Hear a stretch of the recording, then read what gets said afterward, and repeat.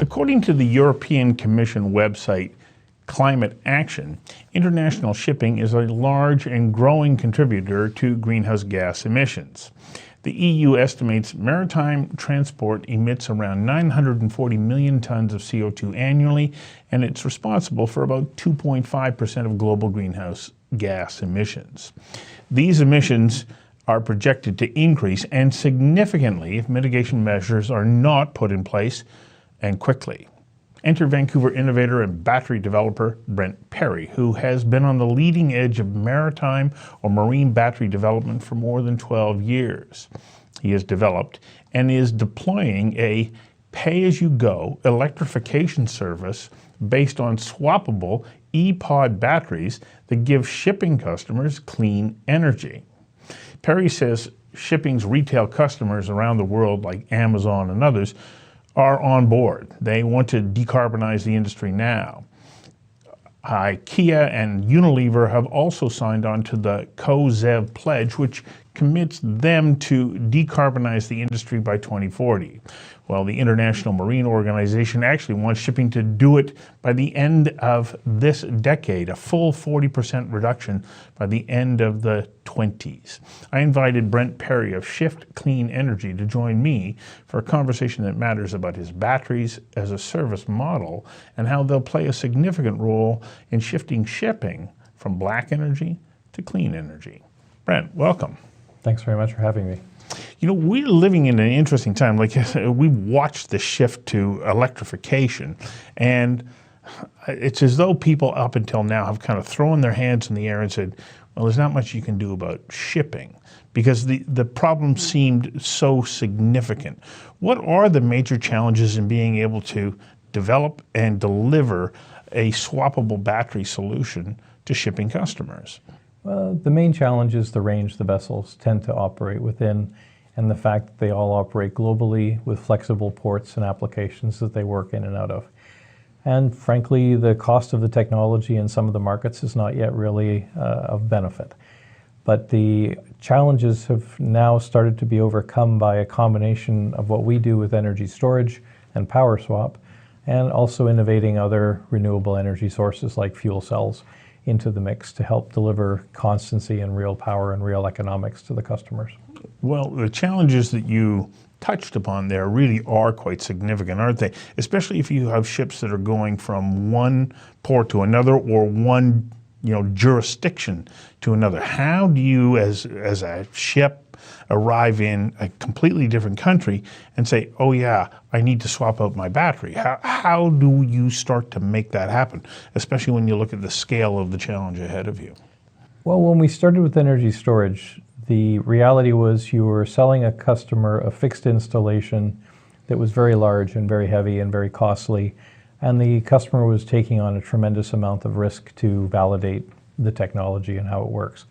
And we looked at that and said, they don't need to be responsible for the entire risk. If we want to really innovate and flood the market with product today, we have to be their partners and sit beside them at the table and deliver some of the risk management by owning the energy equipment and the charging equipment and the infrastructure that allows the batteries to be charged and put on and off of the ships. What you're talking about, though, is that you're saying to that ship owner, we'll make the conversion for you. Yes. And we'll supply you with the power. You just pay us as you use it. Yes. So you're not taking on some of that risk, aren't you? You're taking on just about all of it? In a lot of the market case, you could say that, but frankly, the risk in our case is confidence in our product and our partners' products and what we bring to the table. And in the last 12 years, we've deployed over 350 megawatt hour of energy storage. We have a lot of practical history of how it works and the success of its performance. And by taking responsibility of the service and the support and the infrastructure, we actually put ourselves in a less risky position than expecting our customers to do that for us. Okay, but there's a huge financial upfront cost to you, isn't there? Yes. Especially if you're taking a ship. I got thinking about this as I was doing research. Okay, they've got a diesel power plant right at the moment, and you're swapping that out for what? Well, you're basically replacing it with electric infrastructure on board the ship. and then the battery infrastructure for being able to remove and charge the vessel and operate it, and the infrastructure on shore to manage that infrastructure on the ship. That's why markets like the inland waterways have become first choice, if you want, or the low-hanging fruit of what we do, is that there we reduce the impact of being global. And if you're working on the Rhine River, you have a known travel route that you're doing, and assembling the power swap stations for managing the energy storage is pretty much a much more manageable risk, if you wish. But what we found also is that the combination of legislation, environmental conscience, if you want, societal pressure, and the financial impact of what we do have all come to the place where this is actually less expensive to do than what they're doing today, with far better impact from an environmental aspect. We take a significant number of vehicles off the road, so diesel burning trucks essentially, and provide even our end users, people like a DHL or an Amazon, with a zero emission final delivery of their product from our transfer stations as well. So our pods can actually power the vehicles that will deliver your sneakers and your computers to your house. You mean in addition to the ship? Yes. Okay, so you're delivering them this swappable solution both for the vehicles that they're driving and the ships that they're using. Yes. And you're absolutely right. The capital risk on our side is extraordinary. Our deployment costs on these systems over the next 3 years will easily go over $750 million US. But the context is that the customers are signing up for long-term contracts. So we're mitigating some of that risk by having a long-term commitment from the partners on the shipping side, and by effectively staking the ground with charging stations so that we can service not only our product, but if any other energy storage systems come along on the waterways, these infrastructure ports will be able to support them as well. So it's all about utilization. So energy as a service, in essence, is what you're providing. Yes. Why not just convert it over and have the ship pull into dock and plug it in, because there's electricity there? Why is this a better solution? Because if we take a look at the Port of Vancouver, they electrified a long time ago. They would have the capacity to deliver that energy. Mm-hmm. What's the downside of doing that versus what you're doing with these replaceable or swappable pods? It's time. So human nature is not to go slower or step backwards. And while battery technology and lithium has incredible flexibility of charging, the issue is that the high charging rates that you can do to turn a battery around very quickly on board a ship have a very detrimental effect on the life of the battery. So by taking it off the ship for charging, I can charge it at a rate that I literally get 3 times the operational life, put it onto the ship, and now my battery becomes a very long-lived asset in terms of a financial tool. And it also will deliver significantly more energy over life than it would if I were fast charging it. So the issue is simply schedule. So can you afford to give up an hour of charging time when you should be traveling 15 more miles down the road to deliver more freight? And when you're competing with vehicle traffic like trucks that average somewhere in the neighborhood of 40 kilometers an hour total trip, the only way we can compete on the water is if we can operate as close to 24 hours a day in transit with significantly fewer resources operating the vessel and at a speed that delivers the same range or better than what the trucks can do on land. So everything comes down to the financial economics of the value to the customer, which is ultimately all of us at the end of the day.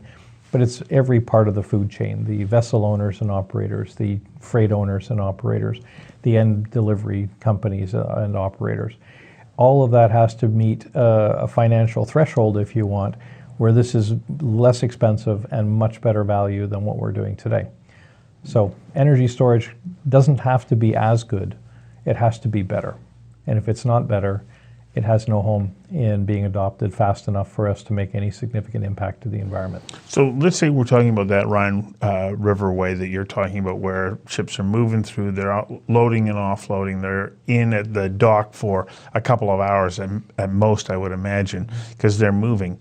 How does the swappable battery help them to, I guess, gain a time advantage as well? Because, as you pointed out, time is money. So how does that benefit the ship owner? Well, the turn time of swapping the batteries ranges from 3 minutes to about 15 minutes. That's it? Yes. And that allows them to operate effectively 23 out of 24 hours a day in transit. So the purpose of this is simply to give them the threshold of dealing with a 24-hour day in a 24-hour factor. And payback is driven by frequency of use. So if I only use the system an hour a day, it's very hard to justify the investment. A car is a good example of that. The first owner of the car pays for the battery effectively. In a vessel, we need to have 8 to 10 hours a day of operational time for this to be something that costs less money than what they're doing today. And everything in this business comes down to turning propellers is how you make money.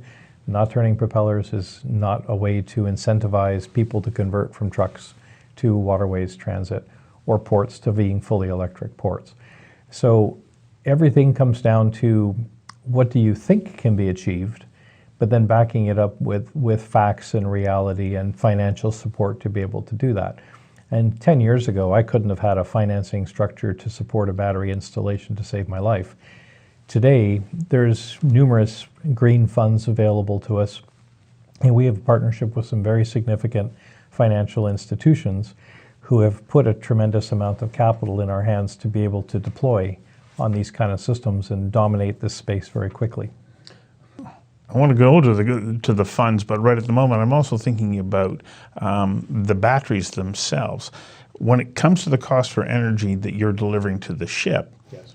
Is it more expensive or is it less expensive than the current, diesel fuel? Oh, it's less expensive. So Less expensive. the delivered energy for us, now it depends upon the matrix of renewables, right? And our goal is to have our renewable energy source, the charging of the batteries, be done with as much zero emission or near zero emission technology as possible, so wind and solar, geothermal effectively. And our focus is on both engaging with those kind of assets on the shore now so that we can buy that energy to charge our batteries from those sources. But then when you combine the infrastructure cost of what we do on the ship and the energy storage system, et cetera, we have to come up with a produced kilowatt hour of energy for somewhere in the neighborhood of 12 cents.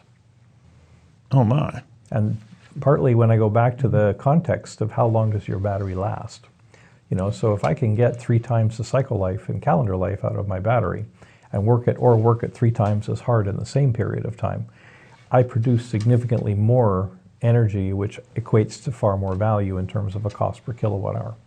Are there limitations on the size of ships that you can supply power to as a power plant and then also power with your batteries?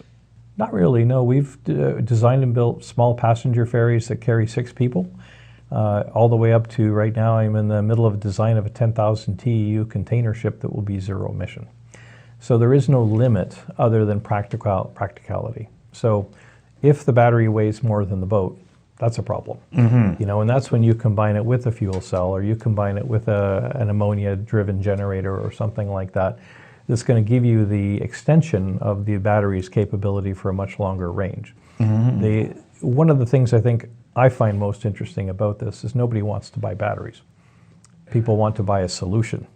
So what we focus on is engineering the entire infrastructure, if you wish, and then we work with several partners who are all leaders in their element of our industry, all marine approved type engineered product, to bring everyone together as a consortium effectively to deliver the best overall value.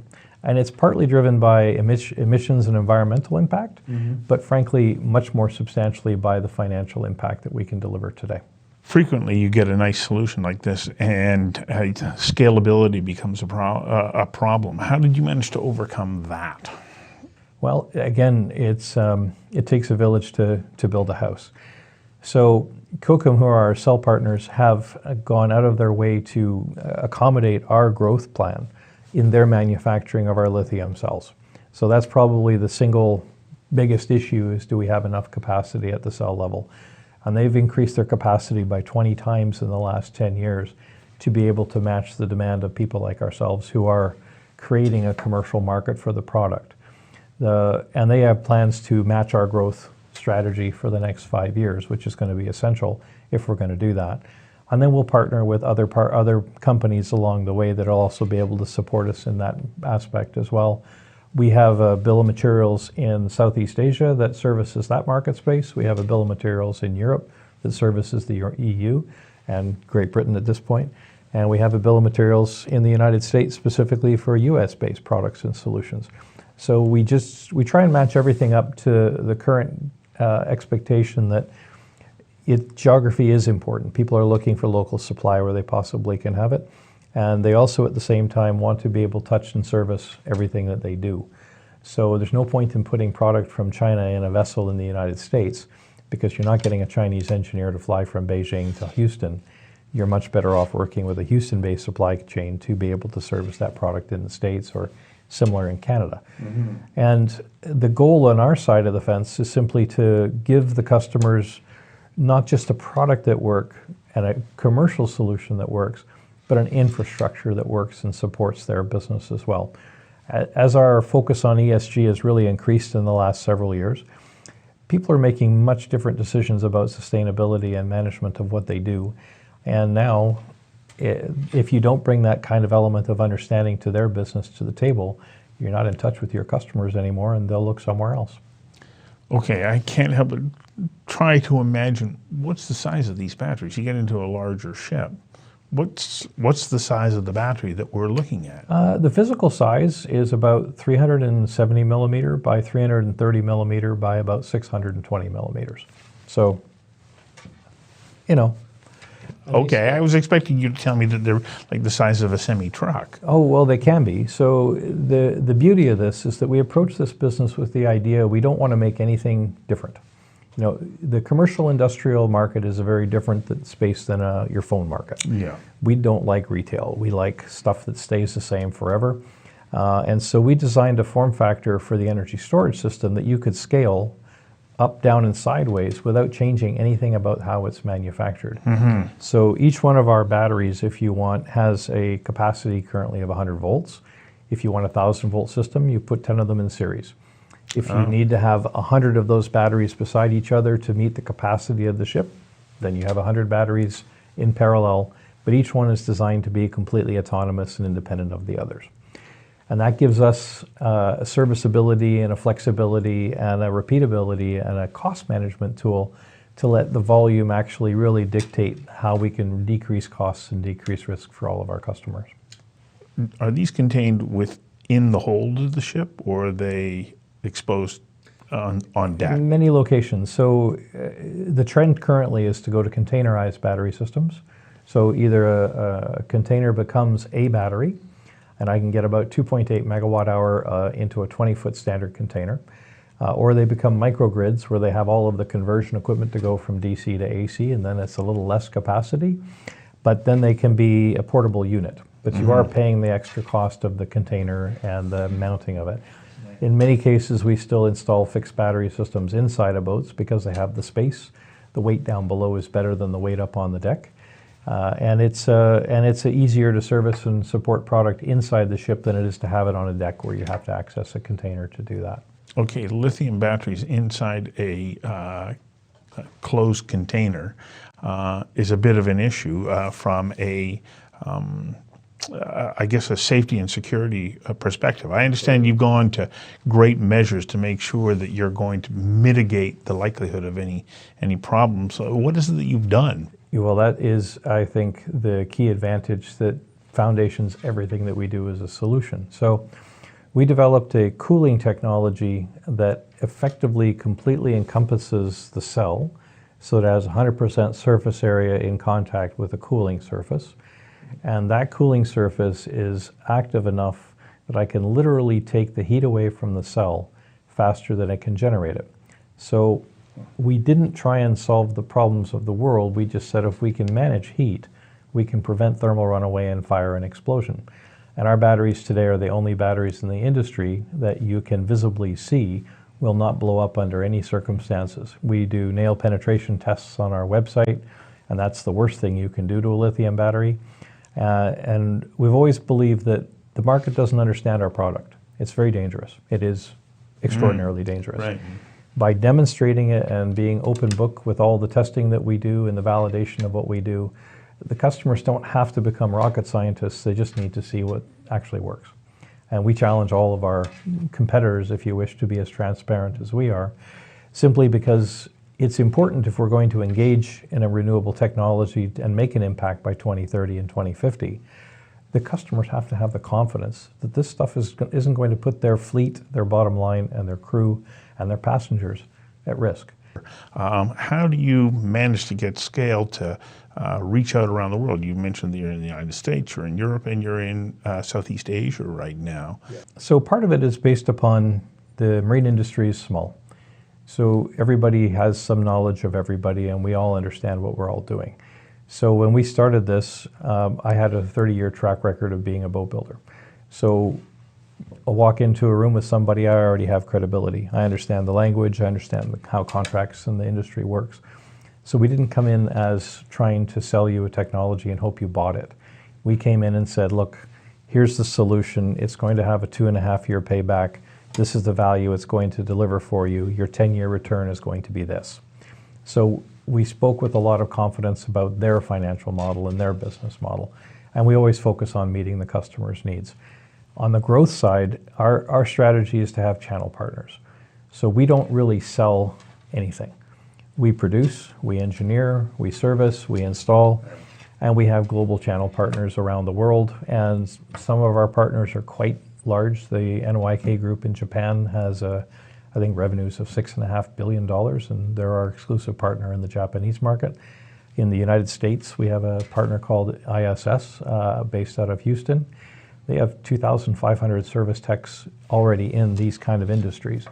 So we are leveraging, if you want, the channel partners' knowledge and understanding of the markets they're in and the relationships they've spent decades building up with a product that matches their needs and gives their customers what they need in a much faster sense. And did I read that you're also working with Port of Singapore? Yes. Which is the world's largest port. It depends on the day, but yes, yeah. It pretty much is. So Port of Singapore is a unique location, extraordinarily large, very complex, incorporates every kind of shipping in the world, and it's always backed up. As a source of emissions and pollution, the port represents about 50% of the pollution in Singapore. So it's a significant target, if you want, for emissions reduction. And what you're doing is demonstrating that as we're moving towards a need for this kind of technology so that we can decarbonize, there's remarkable opportunities and economic benefits that can be realized. Congratulations on what you're doing. Thank you very much for coming in. Thank you. Well, I really appreciate the opportunity. Thanks very much.